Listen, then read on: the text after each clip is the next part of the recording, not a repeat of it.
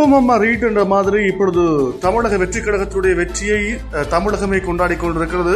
குறிப்பாக தமிழகத்தினுடைய விஜய் ரசிகர்கள் அல்லது அவருடைய கட்சி ஆதரவாளர்கள் பட்டாசு கொளுத்தி இனிப்பு பண்டங்களை வழங்கி தமது வெற்றியை கொண்டாடி கொண்டிருக்கிறார்கள்.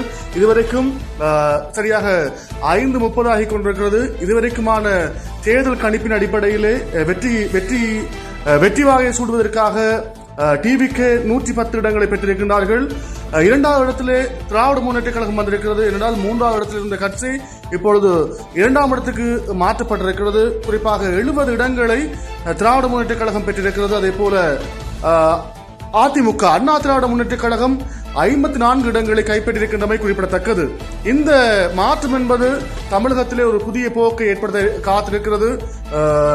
நாளைய தினம் முதலமைச்சர் கதிரையிலே அமரப்போவது யார் என்ற பதிலுக்கு டிவிகேவுடைய தலைவர் விஜய் தான் அந்த அரியணையை அலங்கரிக்கப் போகின்றார் என்ற விஷயம் இப்பொழுது சமூக ஊடகங்களிலே வெளியாகிக் கொண்டிருக்கின்ற அதே வேளையிலே தேர்தல் ஆணையத்தினுடைய கணிப்பின் அடிப்படையிலும் இந்த தகவல் உண்மை என ஊர்ஜிதம் செய்யப்பட்டுள்ளது. இப்பொழுது விஜய்க்கு நிறைய இடங்களில் வாழ்த்துக்கள் குவிந்த வண்ணம் இருக்கிறது. எனவே நாளைய தமிழகத்தினுடைய முதல்வராக விஜய் அவர்கள் பதவியேற்பதற்காக தயாராகி கொண்டிருக்கின்றார். எனவே அவருடைய வெற்றியை தமிழகமே கொண்டாடுகிறது.